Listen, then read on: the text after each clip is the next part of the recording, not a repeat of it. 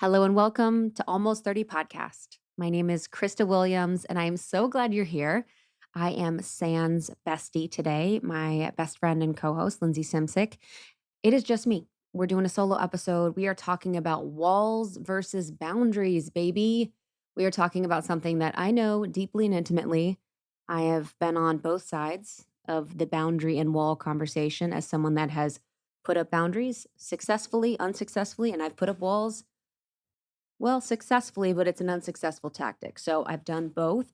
And in our solo episodes, we like to dig into any of the teachings that we're really into, anything we're noticing, anything that's really been helpful for our lives that we're hopeful we could help you with as well.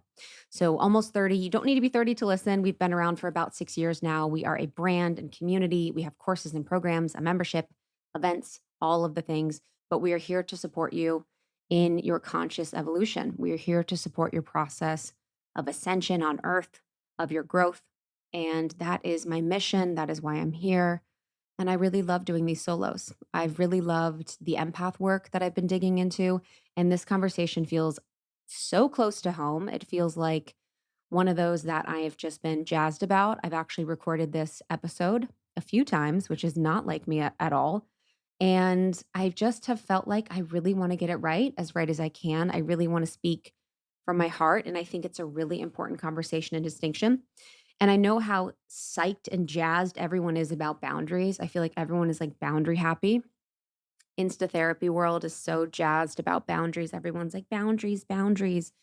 And so when I come in with a little bit of a different perspective, I'm always mindful of what I'm saying. And I'm always trying to just put a little offering for you to think about the ways in which your boundaries could actually be walls that are a defense mechanism, that are really a reaction to something that essentially limits you and your growth and your ability to be intimate with people. So, this was sparked because of a post that I put up about boundaries and walls when I just had to download one day about the ways in which I was operating my relationships. So, I said, boundaries are powerful. They've changed my life. My first boundaries, I didn't know were boundaries, but I created them in college with a family member. I needed it for where I was. Individuation is important. But whenever I see something really pick up in the collective, I'm always watching the subtle energies of it. So that basically means that whenever I notice a trend happening on social media or online, I'm always just kind of picking up on the subtle energies of what the truth of what it is. I said, I've noticed that at times I thought the solution was boundaries. But in actuality, I was really just putting up walls, not allowing growth, nuance, vulnerability, conversation, and exploration. Sometimes we put up boundaries with the people we love when we get triggered or scared. In 2022, I got clear on who has access to me in a real, intimate relationship way, meaning we are allowed to be in process in real time and we allow things to come up to be seen. We don't judge how we feel about ourselves to work through things in real time. Most importantly, I keep my heart open. I allow myself to feel the pain and heartbreak of being let down, of being angry, and of being in relationship. People cannot be in relationship with your walls. Again, boundaries are powerful and subtle and needed, but so is softness and messy open heartedness. I actually literally just downed my smoothie, and in my smoothie, the star ingredient was my athletic greens. I put it in every single one of my smoothies. If I'm not having a smoothie that day, I just put it in water, mix it up. Y'all, this is the category leading superfood product, AG1. If you haven't heard about it, let me tell you, this is comprehensive. This is convenient daily nutrition. If you feel like you can't fill the gaps, if you can't fill the gaps in your nutrition every single day, this is going to do it for you. And it's one scoop, 75 vitamins, minerals, and whole food sourced ingredients, including a multivitamin, multi-mineral, probiotic, green superfood blend, and more in one serving. It's high quality, bioavailable. It's awesome and it tastes good. So if you're looking to fill the gaps in your diet, support energy and focus, aid with your gut health and digestion, and support a healthy immune system, try AG1 by Athletic Greens. It's vegan, dairy-free, gluten-free, paleo, keto, and it only has 1 gram of sugar. And If you get your athletic greens today using our URL, athleticgreens.com/almost30, you're going to get a free 1 year supply of vitamin D and 5 free travel packs. These travel packs I bring with me everywhere I go. Free 1 year supply of vitamin D, which is really important. Most of us are deficient in vitamin D. And then you get those 5 free travel packs. Athleticgreens.com/almost30. That's athleticgreens.com/almost30.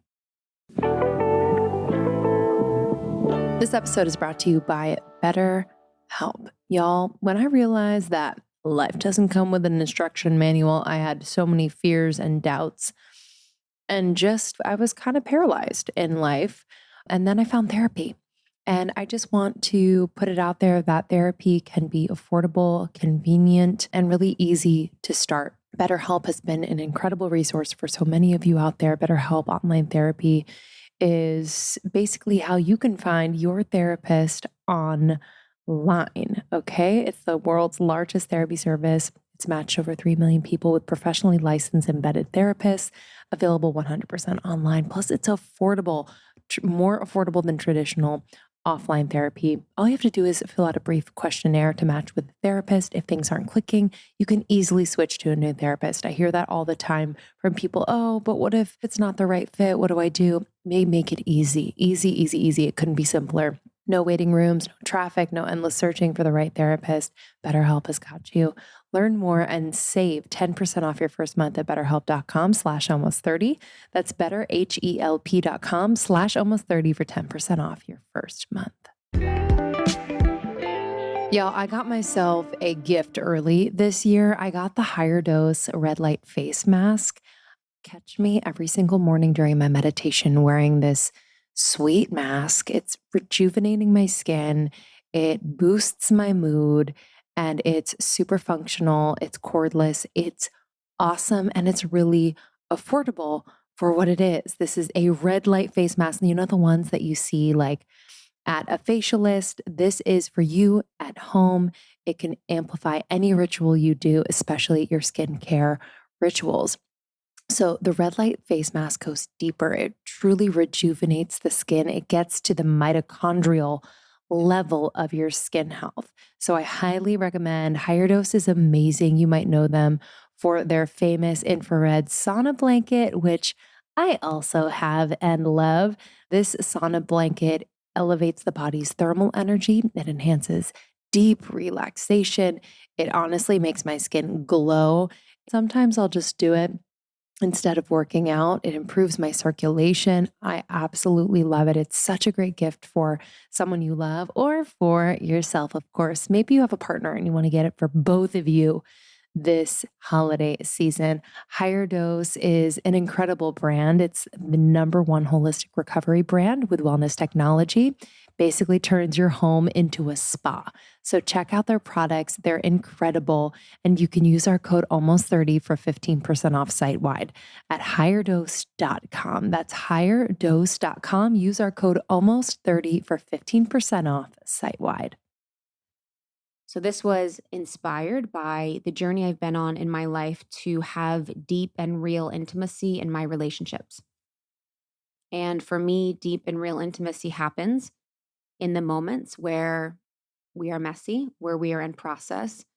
And from an internal family systems perspective, it's when the parts of us, the aspects of us come out that might be in the shadow, that might be parts of us that we're not proud of, that we don't love, that we don't recognize, that we have shame around, that we have guilt around. And these are the parts of us that are in need of the most healing and can have the most healing in relationships. So when we have this situation where we're in relationships with people, but we're only putting up this front of perfection, of this is who I am, I'm perfectly processed, almost gaslighting ourselves to not allow ourselves to feel or experience emotions or feelings. And we're just like, I am processed. That is fine. All things are good. I wanted to have people in my life that I could be like, that doesn't work for me. I'm kind of triggered by that. Or I'm feeling this way. I know this isn't right, but this is sort of what's coming up for me. A part of me feels like this. There's a part of me that's experiencing this, and really allows them to be engaged with me in the process of exploration of the parts of me that are activated in who I am. I am someone that is deeply wall having and boundary having at the same time. I am someone that many people feel intimately close to, but I feel intimately close to very little people. And I'm saying that knowing that's a control mechanism, okay? I know that is a part of me that is looking to control, but it's a part of me and it's who I am. And it's something I'm working on. I want to be able to be more intimate with people in true intimacy, and true, relational intimacy. So, the difference between walls and boundaries that I want to go into, because I think when everyone's so excited talking about boundaries, they're like, this is how you set boundaries. Like, let's do it. I want to make sure that I'm speaking to what they are. Um, and we're understanding sort of the context to which I'm arriving at them. So, I understand boundaries as something that really help us to communicate what we want in relationships, and they're flexible. I think they should be flexible unless we're talking about like a sexual consent perspective. And I think, just so you know, during this whole conversation, I'm not talking about something like that. I'm only talking about relational type of boundaries where we're looking at like work communication, nothing related to something that should not be flexible. They're created in the context of dialogue. So I believe that boundaries should really be created in the context of dialogue. They help us maintain healthy relationships with ourselves, with others, and they really allow for an honest disclosure of feelings and a respect of emotions for everyone. I think it's really important that boundaries really respect the relationships and the people that are in them so that everyone understands sort of what's going on, the needs that you have, the needs that I have. How can we come to a mutual understanding of those so that we can be in healthy relationship with one another? And boundaries are really created out of this decision to create a new scenario. So a lot of times what's happening in the collective is where we're getting to this point where we're having these excited conversations about boundaries, and I'm not sure that we're going to be creating something different if we're not able to understand, take responsibility for, and create a new situation or scenario, but instead we're just blocking or putting up walls and then sort of playing victim martyr. So, boundaries, in truth, from my perspective, require honesty, they require vulnerability, and they require bravery and make changes that are everlasting. Boundaries require you to have self worth.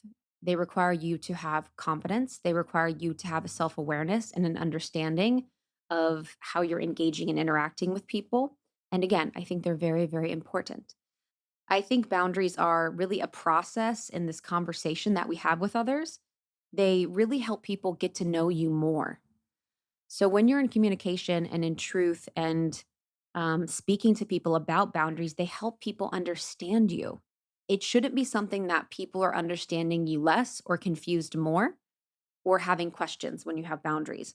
They help you people understand what your triggers are because you could communicate your triggers, what wounds you potentially have, and they really are a true gesture towards connection and intimacy.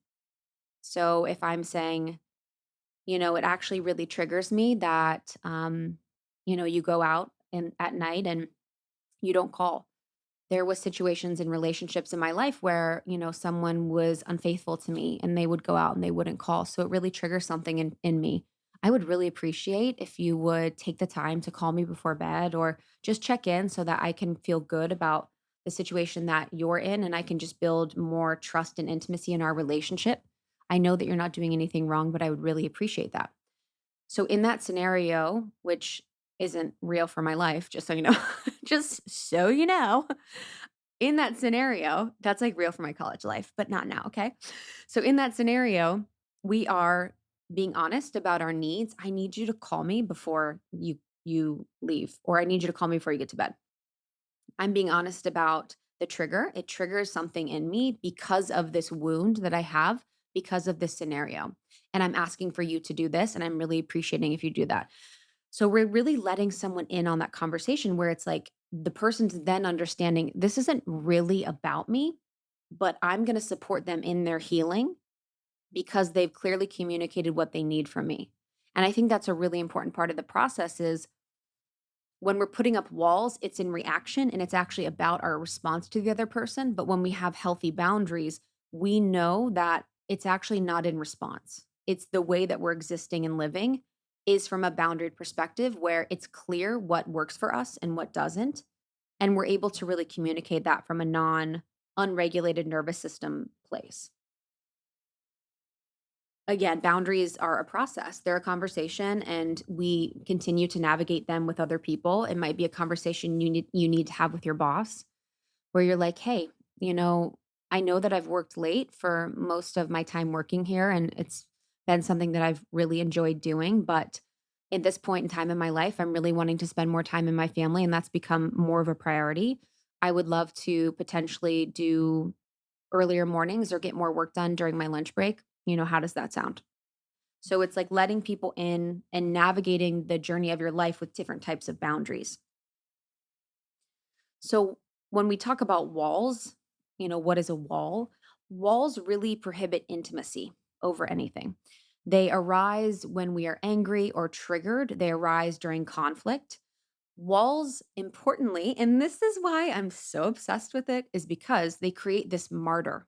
They create the victim who is required to act. And I see this all the time with my dear friends that are dating. I will see this so often where everything's peachy, everything's great in the relationship, all is well. And then he doesn't call, he doesn't text, something happens. And then all of a sudden it is like, yeah, I need to put a boundary up. It is like, then the boundary happens in reaction to the feeling of disrespect, the feeling of potential abandonment.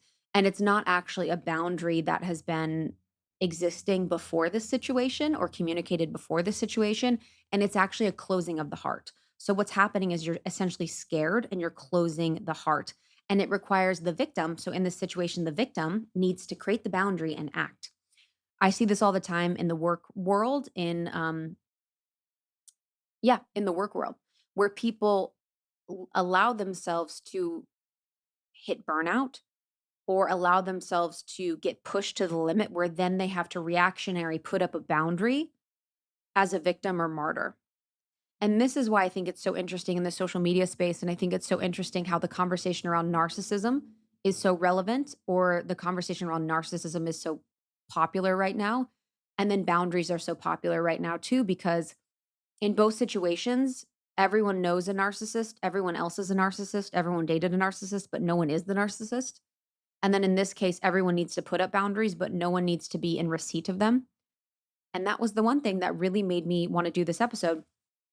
So I had someone put a boundary, put a boundary for me, put a boundary for us. It was actually a wall. You guys, it was actually a wall. So there was a boundary that was placed in quotes between me and in a relationship that I have. And I was like, huh, okay, a boundary is happening. Like, what's going on? And so there's the part of me that is like, first of all, there was no explanation. One, there was no conversation, there was no dialogue, just boundary. So that's how I know it's a wall, because I was left feeling confused. And I was left feeling like I'm not really sure the bounds of our relationship or what is okay and what is not now, because this wall has been put up in reaction to something that happened. So there was a reaction to something that happened. But whatever. I was like, you know what? I want to accept this boundary in peace. I want to just rock on and accept this boundary. I want to be a boundary. I want to be a little boundary boss like Terry Cole. And so I was Googling, I'm like, I was like, how to accept a boundary.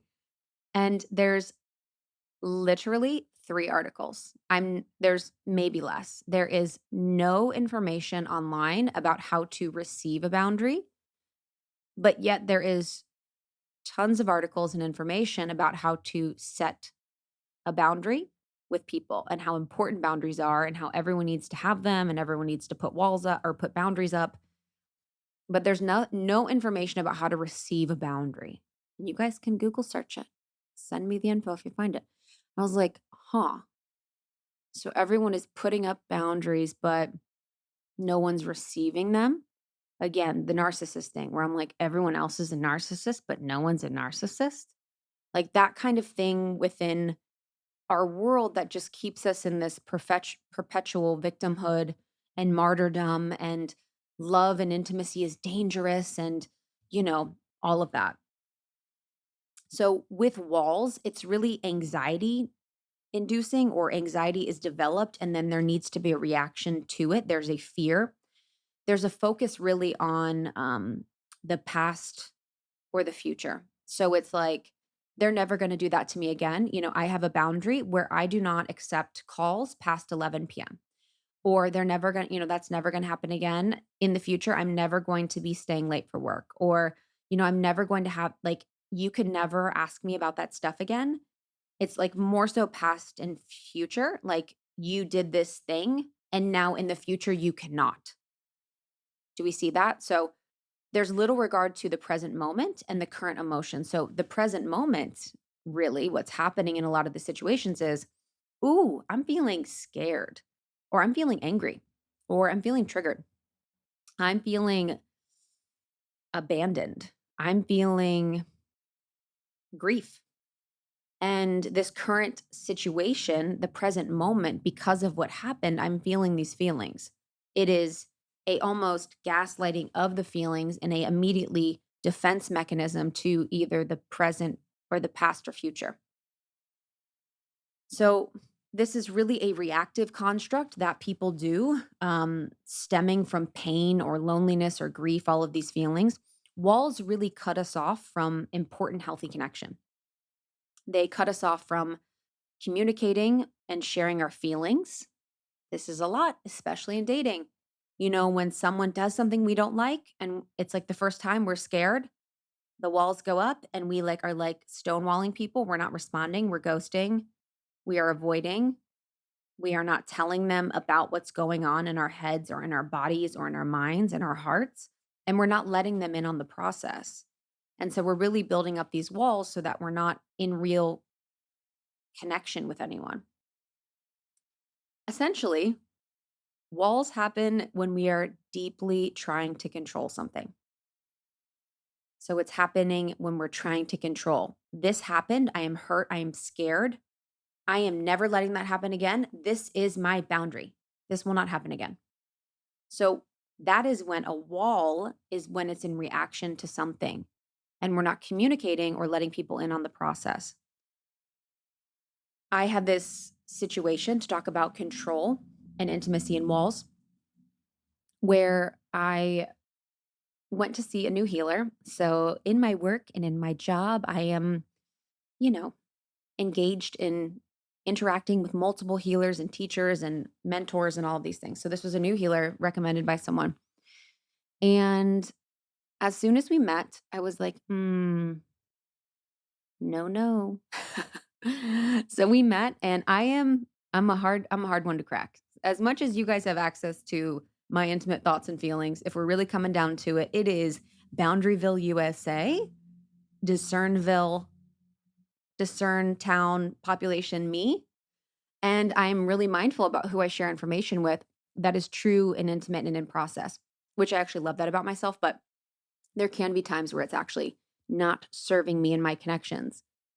But I met with this healer, and I'm very specific in the way that I like to be listened to or tended to or held. And she wasn't making eye contact. She kept moving around. She kept like touching me, like putting a blanket on me and like checking things and like checking on the blinds and moving. And every time she'd ask a question, she would essentially get up or move her body or kind of break eye contact or connection when I would answer. So for me, that body language doesn't work for me to open up or for me to feel like I'm being held or seen or heard. For someone else, it could. There was also the comment, and this is a little bit of a rant, but let's just go into it. There was also the comment of, I want you to know that this is a safe space. This is a safe space. I'm not going to tell anyone anything that you share with me. And that for me, y'all, is a red flag because I decide if this is a safe space. Truly, I am the one that decides if this is a safe space or not. And if someone tells me this is a safe space, I'm like, you are not deciding. Like, this is my choice if this is safe or not. So I was just like, all right, I'm out. So I'm out for good reason and in the process. But then I had this thought after where I was reflecting on the situation and scenario. And I was like, wow, there's a part of me that so deeply wants to protect myself from being intimate or being seen or being held or receiving that will find any excuse to prevent that from happening. So there's the truth. The truth is that I made the choice to not really open up and share And that was the right choice. But then there's also the other truth of I tend to do that in situations with healers and people and whoever. I tend to consistently try and find reasons to not open up, to not connect, to not share my truth, to not let my walls down, to not open up. So there's the part of me that's like, hmm, I am not going to be intimate with this person.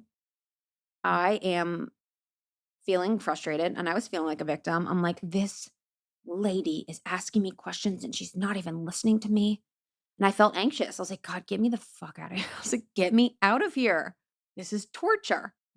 And I created it in response. So I had normal, discerning boundaries of, you know, let's be curious. But then the walls came up, baby, in reaction to what I perceive as ways in which she was not supporting or holding me.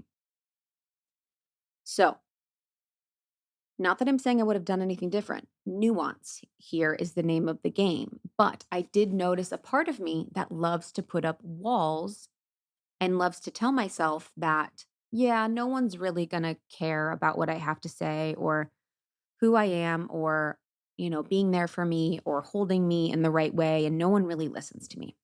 So, two truths. And walls can show up for me in situations like that. So, whether it's that or whether it's in relationships, walls show up in all sorts of ways. Some of them may seem like boundaries for people, but really there are ways we protect ourselves from people knowing the real us. So in that case specifically, I was protecting her from ever knowing the real me. And I had that thought too, where I was like, you know what? I'm glad that I did that. And I'm glad that I protected myself. But I was like, huh, if I had no shame or guilt about what I was going through at this time, and me, much like potentially you, am going through one of the biggest transformations in my entire life. I'm like, if I had no shame and I had no expectation of a response from the person I'm sharing to, would I need to protect myself? So I had that thought too. Who knows? But really, walls are coping mechanisms we learned in childhood. So, good old childhood coming back with those coping mechanisms as walls to deal with either bullying or abuse or really feeling like we weren't meeting the expectations of those around us. It could be a lot of different ways that we develop them in childhood. A boundary is really this barrier that is more flexible. It should be porous. It's almost like a psychic boundary and allows safe people into our hearts and lives. So we can determine who is safe or who is allowed to have access to us in this boundaried way or not. And boundaries allow us to deeply know and then also deeply be known. And that's really important because I think for a lot of you listening, I can imagine you deeply know, but maybe you aren't deeply known. And that for me was something where I wanted to commit to people that I love deeply knowing me. And that means the messy parts of me. That means the shadow parts of me. That means the in-process parts of me. And that means the parts of me that, usually I'd be like, ooh, that's shameful that I think that. Or that's like, ooh, it's kind of sticky. I want people to really know all parts of me. Walls, on the other hand, are impenetrable. So when we, as an example, me in that healing situation, no, no, impenetrable. And she even said, she's like, wow, you got some boundaries. I was like, uh huh. Yes, I do. They're there for a reason, honey. Impenetrable. And you almost feel bad in that situation where I'm like, yeah, this is, we're done. It was a wall. It was a wall because a boundary would be like, and if I was to move it to more of like a communicative boundary, I could have been, hey, when I'm sharing something that feels really open and honest, like I would love to make the session worthwhile for both of us. And I would love to open up to you and I would love to have a deep healing. And in order to do that, what's required for me to feel safe and to feel held is for you to sit still and for you to make eye contact with me and for you to really be with me energetically and have that heart coherence. Do you think that's something that would work for you? Do you think that's something that you could do? I'm not sure if you're open to feedback. So that could be an example of communication of boundaries rather than me just putting up a wall like a 5-year-old and wasting everyone's time. Because when we put up a wall, it really prevents us from knowing others and prevents us from being to be known. So she wasn't going to know me. Really wasn't going to know her. Behaviors associated with walls could be something like over talking, giving someone the silent treatment, which is sort of what I was doing, explosions, anger, fear, isolation, victim martyrhood. And it really isolates people from us and from our heart. If I could describe it in any way, in the simplest terms, it is a closed heart. So a boundary is a open heart. It is with the desire and hope that this will bring and breed intimacy and closeness. And a wall is a closed heart. So how can we stay in a beautiful open heart? And I see all the time when people are in reaction to people because they're heartbroken, they will put up boundary, they will put up walls and call them boundaries and then close their hearts. And you could only be intimate with people with, an open heart. So when we really look at the two, again, boundaries are created out of a decision to create something different. They're created out of conversation. It's honest, it's vulnerable, and it's brave to make these changes for good. And emotional walls are really a defense mechanism. So they're a reaction to something that makes you fearful or limits yourself. And I've said this, before, but I don't believe that most of us really know what boundaries are. Um, and how to put them into practice. It's very nuanced and it takes a lot of communication. It takes an expert level of openness and communication and vulnerability. And I think we often confuse defensive strategies for the boundaries. And these defensive strategies really are an attempt to exert power, control, or influence over another's behavior and experiences so that we might not feel so fearful and insecure. And the fear and insecurity can happen when there's conflict in relationships, when two people have different needs, or when there's separation or with intimacy. And I think it's a really important point to think about the differing needs in relationships. And when two people are two separated beings that have their own unique essence and experience and have their own set of opinions and circumstances and aren't energy matching or aren't just going along with whatever anyone else says, or aren't in relationships where they feel safe because the other person thinks like them, there is going to be a little bit of a static between people who have different needs and who are enough of themselves to communicate them. That's healthy. So when two people are true two individuals, there will be a static or there will be a friction at times when two people are communicating their needs.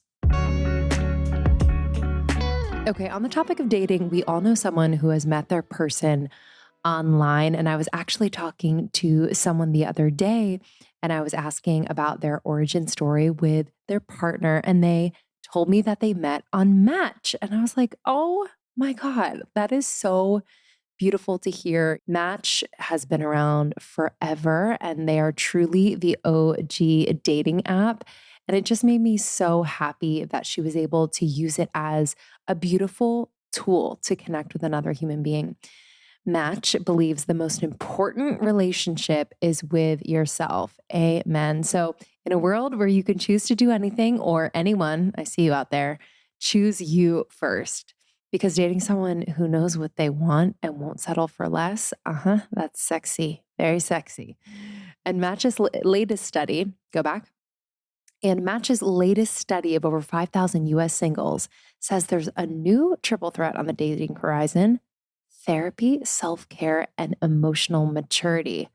Oh, yeah. I love that stat. In fact, 87% of singles say it's very important for their partner to prioritize their mental health. And 81% report they engage in self-care at least monthly. Wow. And 2/3 of singles want to be better. Go back. 2/3 of singles want to better their mental health, including 71% of Gen Z and 75% of millennials. So listen, when you're on Match, trust me, be yourself, prioritize yourself, even as you're using this as a beautiful tool to connect with other people. Because when you know yourself, you know more clearly what you want. If you do you already know the best relationships show up when you show up for yourself, right? There's never been a better time to try Match. Download the Match app today.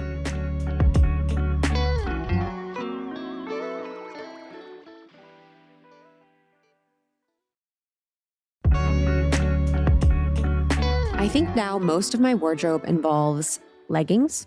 Workout leggings are the go to, especially since 2020. I know we've been all wearing leggings all the time, and it's hard to find those leggings that look good and feel good, are compression enough, but soft enough. It is like the balancing act of the century, but I really, really love the Nike Go leggings. So, Nike has created the perfect pair. They have this Infinalock fabric that has that locked in compression feeling, but still allows you to breathe. So there's no squeeze, there's no like weird, lines or anything happening like that. It has this really, really nice extra wide waistband, which I really love because I think sometimes when the waistband's a little too thin, I'm like, I'm an adult. I need a extra wide waistband. They're designed for everybody. I really love these Nike Go leggings. They have 6 pockets so I can put my keys, my credit card, my phone in all of the right places. It feels super, super safe. They're extra firm support leggings that are helpful for the toughest workouts, the toughest hikes, or the toughest lounging day that you want to have in your leggings. Your go-to favorite leggings are waiting for you, the Nike Go leggings at nike.com. And in boundaries, these really are a process and a conversation we continue to navigate with others. And I think the communication part is what's so important. And I did a little study a few weeks ago, and I watched a few episodes of The Hills, which is not where you thought this conversation was going, but let's do it. And I was blown away that no one was saying anything and no conversations were being had. It was like only the boundaries were being discussed, where it's like, this doesn't work. It was like so much psychic conversation was happening between people, or the conversations with their girlfriends or the guys. And then they would come and just set the boundaries or have the reaction or have like the electric fence necessary. And there was no actual communication about any feeling, emotion, process, trigger, wound, um, you know, need or anything. It was just self-protection and walls. And I was like, "Oh my God." And it did remind me of how boundaries are so nuanced and boundaries do require an investment in the relationship and conversation. And if others really trigger our defensive strategies and we find ourselves feeling like we want to put up a wall, we often punish them by being self protective. We punish them by blaming them. We have this reaction where they are the bad guy and we are the victim. And in Conscious Loving, a book by Gay and Kathleen Hendricks, it talks a lot about relationships and it talks about conflict in relationships, and that most conflict in relationships is two people that are seeking to be the bigger victim. So if we think about our relationships, our romantic relationships in this case, and how when we fight, we're usually looking for the other person to apologize to us so we can claim the victim role. And we can manipulate people, we can do all the things to be the bigger victim. So in this case, again, we are claiming the victim role and the other person has done something wrong. So there's no way to connect with these defenses because they really rely on blame and projection, and they're constructed of many demands or threats. So that's a really another key thing with this is the demands and threats. If you don't do this, I'm going to leave you. You know, if you don't call me when you get home, I'm going to leave you. Instead of a, hey, this is just some insight into me and my wounds. This is a need that I have. Do you think you could do that? These defense strategies really cause us to perceive others existing and being a certain way around us as an offense or threat. And I think that's huge. There was a situation in a work situation where there was someone that we worked with that would overwork, would work beyond their scope, would work beyond their hours, would work beyond what they were required to do continuously. And then they would find themselves burnt out, they would find themselves overworked, and then they would self-protect, and then they would blame me in this situation and react. And where from the perspective of, if I'm being honest, the perspective of me, I had no idea that there was overworking happening or over someone was going over their hours or their scope. So I'm confused because I'm like, what's going on? I have no idea. We're in a remote work situation. I have no idea how much time this is working, how much you're overworking. But this person then is in the position where they are self protecting because they burnt themselves out. And then they're blaming me in this case for their burnout. And then we're sort of in a situation where they're the victim, I'm sort of the perpetrator, and we're not really sure where to go.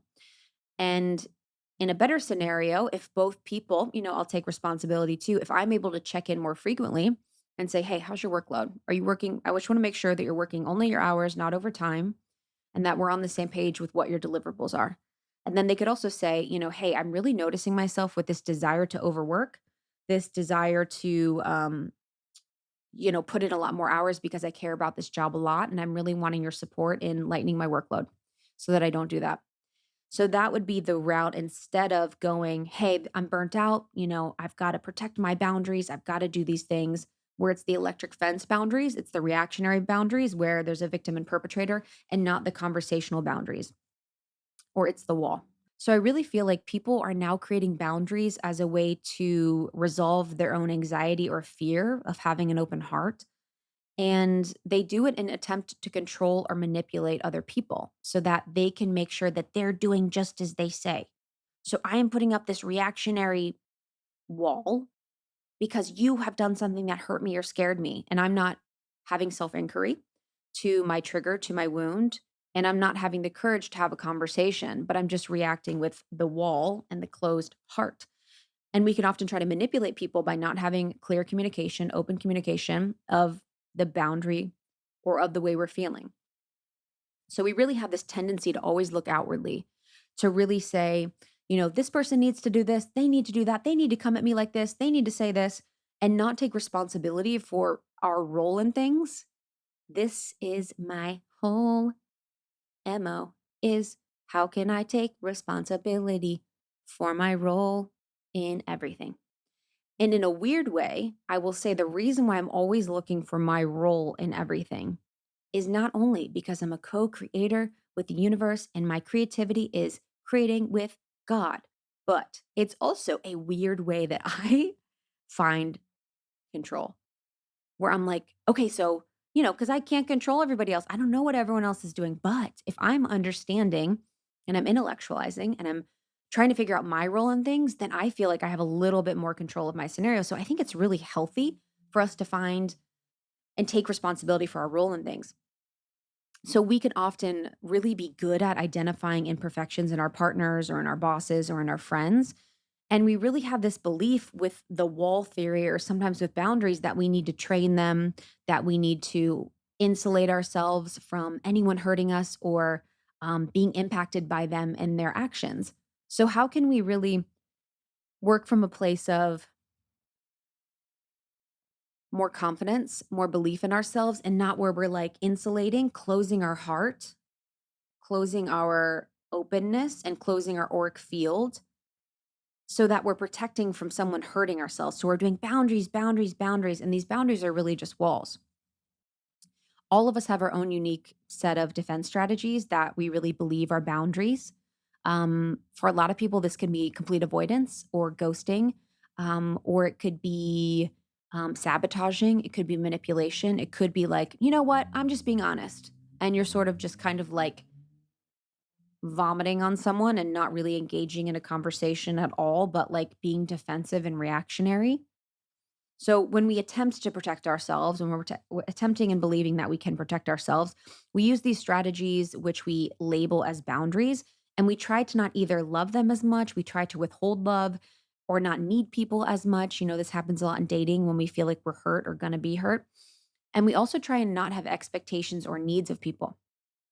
This is what I would do a lot is not have expectations or need of people. And we try to not show them vulnerability because clear, honest communication would be vulnerable. We could also maybe try to lure them into codependency through our manipulation. So, in the dating scenario that I gave, you might try to manipulate them and be like, kind of play the victim where you're like, I'm so scared that you're cheating on me. Please prove that you're cheating on me. And then you're kind of like making them feel bad because you feel bad. And then you only feel good if, you're kind of in this weird manipulative situation where you're not really being truthful, but you're sort of using your victimhood as a way to gain power back.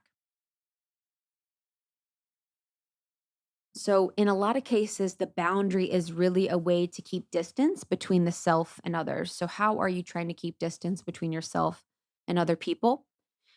And it really importantly places a requirement on someone being a certain way. So, in the scenario where I had someone place a boundary on me, what was most hard is that I wasn't aware of the way that this person wanted me to be. I know that there was distance created between myself and this person, obviously. But what was hard is there was no conversation. There was no engagement between, hey, this really triggered me when you did this. I really have this wound that I really want to work on. But for now, it feels good for us to be engaging at this distance. I had no idea. I was not let in on the reasoning behind it. So it really required me to be in a place where I felt lost and confused and really felt like, okay, now what's going to happen? What sort of thing is going to trigger a boundary? And you don't want people in your life or in your relationships to not know where they stand or where you stand or have clear understandings of what your boundaries are. So we can really get frustrated when boundaries don't work. I think this is another thing where people are like, they're not respecting my boundaries. But the truth is that, these defense strategies that people use, masked as boundaries, only work so far that they really protect us from having to feel the truest cause of our pain and insecurities. So if we're in the situation with the person dating and we have this deep fear that they might be cheating on us, and then we're like, you know what? You're never going to do that to me again because that one night, that was just disrespectful. And, it's like, actually, there's pain there that needs to be felt. There's an insecurity that you have about your relationship or about the way that you're engaging with a partner, which is normal and beautiful. And how can you let that person in on that instead of just putting up the wall? So these, defensive strategies of walls really don't work because they don't make love feel any safer. They don't make things any better. And they really just promote more pain or more conflict and more disconnection from the self and one's partner. And back to the hills example, obviously, absolute disaster of communication and conversation. I really want, sometimes I'll get into this scenario where I'm so into philosophy and I'm so intellectual and in my head that I'm like, I need to just like become an earthling. And so I'll watch like The Hills or like Peaky Blinders or like Workaholics or like Nathan for You. And I'll just like binge it. And I'm like, wow, I'm back to earth. So in this scenario of The Hills, these strategies are really just causing more and more pain, more and more loneliness, more and more isolation, and more disconnection from themselves because they're not understanding and they're self-abandoning, and then also the other person. And they also the most importantly, these type of defense strategies that are masked as boundaries really make us believe that the problem is our partner or the problem is the world or the problem is our family and not us. And they really put us in a place where all of the control is not within ourselves. I think what's really important and why I'm so passionate about this is because a lot of these defense mechanisms or these strategies masked as boundaries really make us believe that love is dangerous and that love is something that's going to hurt. And it's not love that hurts. It's all the other things. It's our blocking from love. So we act on these defenses and our partner responds in a negative way and we feel even more hurt and scared. And then we continue to believe love sucks, as an example. So when in fact love doesn't harm us, it's really the fear that harms us. And to overcome any tendency that any of you have to use defense strategies in the place where we might benefit from using boundaries, we must really face our own fears and insecurity. This is where shadow work is important. This is where therapy is important. This is where internal family systems has been incredibly helpful for me.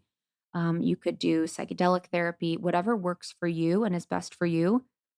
You must really look at you in every scenario. Like, ooh, I am absolutely out of my mind triggered and I am wanting to put up a boundary with this person. What's happening here?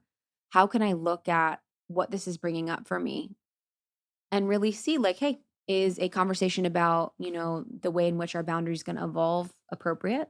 Or is this really a defense mechanism because I feel scared?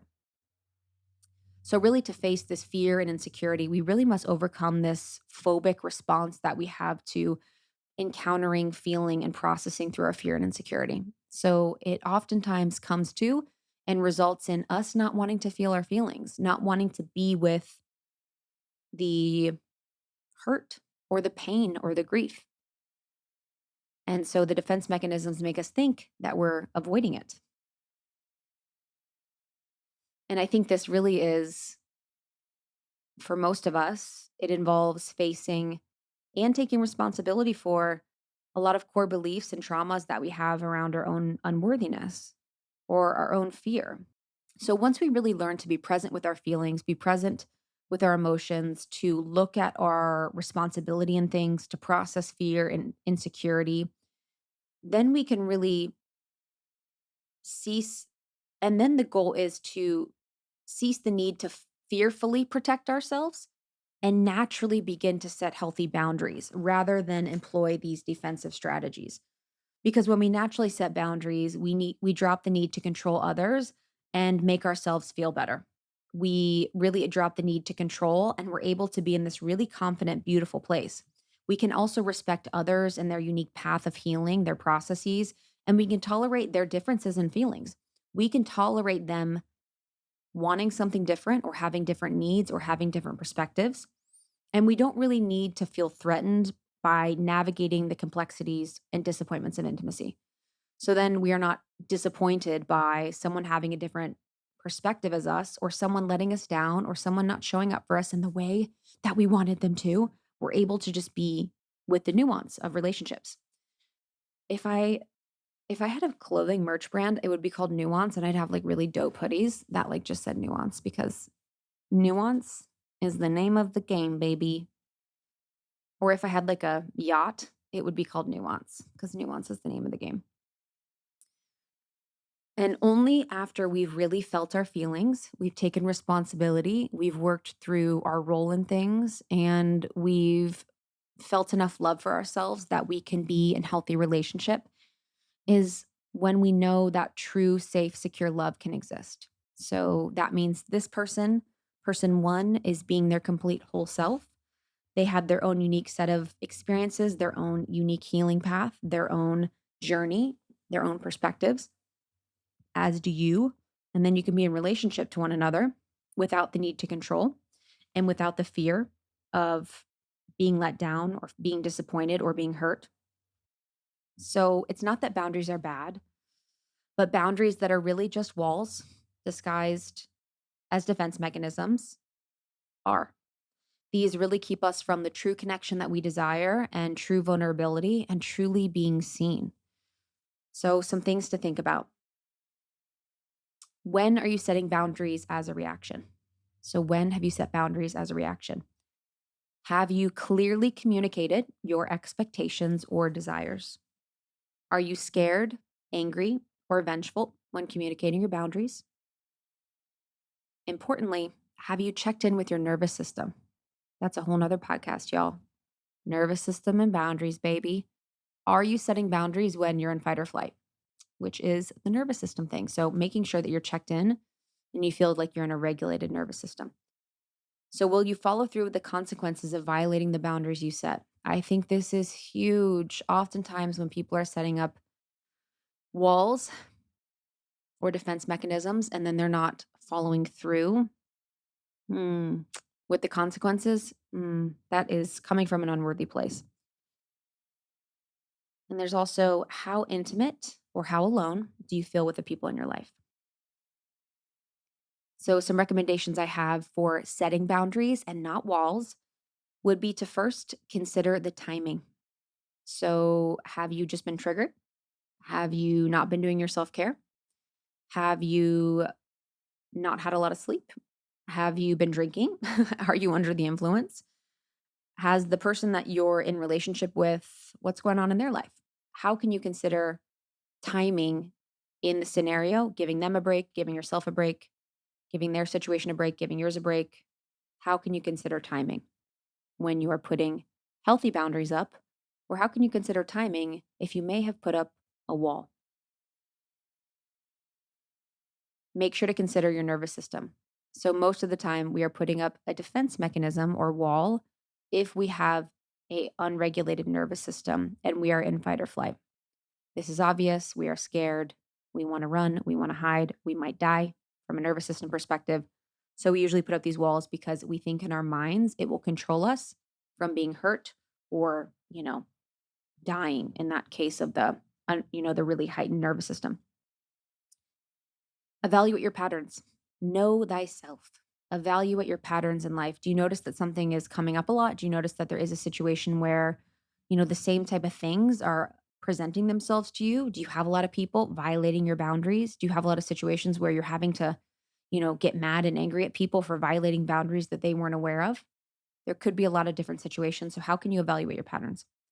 How can you be kind and clear in your delivery? Brene Brown says, clear is kind. How can you be really kind and clear and open in your delivery? How can you be regulated and open in your delivery? This is very, very important. And this is really, I think, one of the biggest differences between boundaries and walls, addressing and engaging with feedback. So, for my situation with the person that set a boundary with me, how it would have felt so much better to address and engage with feedback so that we both could really understand, the ways that our relationship has changed. So if you're setting a boundary, you are able to address and engage with feedback. So if someone's like, okay, you're not wanting me to email you past 7 p.m., can I ask a few questions? And you could say, sure. And they're saying, okay, what about in this scenario where this client wants to know this? Or what about if there's an emergency? Or what about if we have, something that's due that's, we're kind of late on? So that would be a situation where you would engage in a dialogue or conversation about specific scenarios to make both people in the relationship more clear and understanding of the boundaries. Addressing and engaging with feedback is so important. It makes the other person feel heard and seen. It makes you feel heard and seen. And it actually builds that new level of openness and intimacy where you both have a new understanding of how you're going to engage in the relationship. So, again, we're all about an open heart. We're all about you finding ways to be more seen, be more heard, be more loved in your relationships in your life. And my deep desire and intention is for you to have true intimacy with others, to allow other people to see your messy, open hearted self, and to allow yourself be seen and loved just as you are, and to get all you want out of life. I'm so grateful I got to do this with you. I got to have this conversation with you. It was so much fun. I've been thinking about it for a long time. So, if you loved this episode, I would love if you shared it with a friend. That's how we've grown almost 30 over the past 6 years. And I would also love if you'd rate and review. Almost 30 is a podcast that is for free every single week. So, it means a lot if you rate and review. You can also check out Morning Microdose. So, Morning Microdose is a podcast that we did that basically is between 5 to 10 minutes long. And it is quotes and excerpts and clips from our podcast over the past, 6 years. It's the best of the best. So, we wanted people to be able to start their mornings with some inspiration, with some motivation. It has no ads, no intro, no outro, it has music, but it's like really chill music. So, you can just kind of get your hit of inspiration, motivation, and insight every single day with Morning Microdose. That's a new one that I love. Almost30.com for all information about the show, for our courses and programs, for Podcast Pro. Almost 30 podcast on TikTok and Instagram. Make sure to follow us there. And then I would really love to connect with you. It's at It's Krista. It's ITSKRISTA. I would love to hear your thoughts on this episode. I would love to engage in conversation on this episode. And if you want more from us or from me, you can join our membership. So you can go to almost30.com to join our membership where we connect monthly with our amazing community and members. And we connect in person, like at our event in December in Malibu, which is going to be incredible. Thank you for being with me on this journey. I really appreciate you. I love you so much. And I will see you on the next one. Bye bye.